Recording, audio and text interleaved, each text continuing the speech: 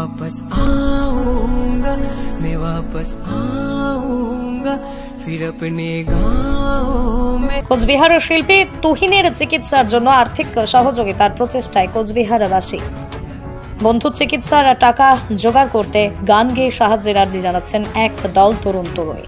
পাশাপাশি দেখা গেল ইউনিভার্সিটি বিটি অ্যান্ড ইভিনিং কলেজের প্রাক্তনীরা এবং নবাগত ছাত্ররা হোয়াটসঅ্যাপ গ্রুপের মাধ্যম দিয়ে তুহিনের চিকিৎসার জন্য টাকা কালেকশন করছেন।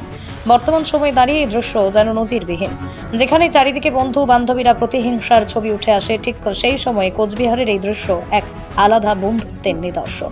সন্ধ্যায় বাজার করতে আসা অনেকেই রাস্তার মোড়ে দাঁড়িয়ে তাদের গান শুনলেন, তাদের আবেদন শুনলেন, সারা দিয়ে সাধ্যমতো চেষ্টাও করলেন। পাশাপাশি ইউনিভার্সিটি বিটি অ্যান্ড ইভিনিং কলেজের বন্ধু বান্ধব দাদা দিদিরাও তুহিনের সুস্থতার জন্য সহযোগিতার হাত বাড়িয়ে দিচ্ছেন। আমি রাজীব কর্মকার বলছি, ইভিনিং কলেজের প্রাক্তন সাধারণ সম্পাদক। আপনারা জানেন কোচবিহারের একজন শিল্পী, আমাদের সকলের ছোট ভাই, কারো বন্ধু, কারো ভাই, কারো দাদা, সঙ্গীত শিল্পী তুহিনাংশু সরকার গত 26শে জানুয়ারি রাতের বেলা একটি পথ দুর্ঘটনার কবলে পড়ে। বর্তমানে সে শিলিগুড়ি একটি বেসরকারি নার্সিংহোমে চিকিৎসাধীন। তার চিকিৎসার জন্য প্রচুর অর্থের প্রয়োজন।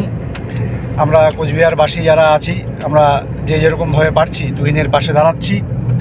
তুহিন সরকারের পাশে দাঁড়ানোর জন্য তার যারা শুভাকাঙ্ক্ষী আছেন, বন্ধুবান্ধব আছেন, আমরা দেখতে পাচ্ছি পাশে। আপনারা সোশ্যাল মিডিয়ায় হয়তো ফলো করছেন যে বাজারে গান করে হোক, গানের মাধ্যমে হোক, বিভিন্ন হোয়াটসঅ্যাপ গ্রুপে হোক, যেটা আমরা ইভিনিং কলেজের প্রাক্তনীরাও করছি। বিভিন্ন হোয়াটসঅ্যাপ গ্রুপে আমরা কিছু সংগ্রহ করছি তার পরিবারের হাতে সেটা তুলে দেওয়ার জন্য।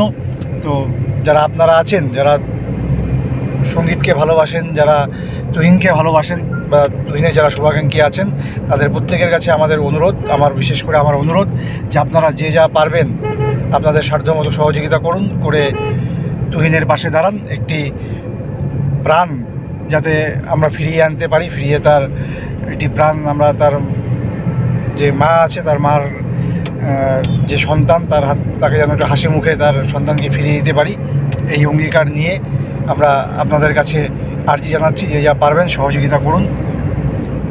এইটুকু বলেই আপনাদের সবাইকে ধন্যবাদ জানিয়ে তুহিনের দ্রুত আরোগ্য কামনা করে আমার বক্তব্য শেষ করছি।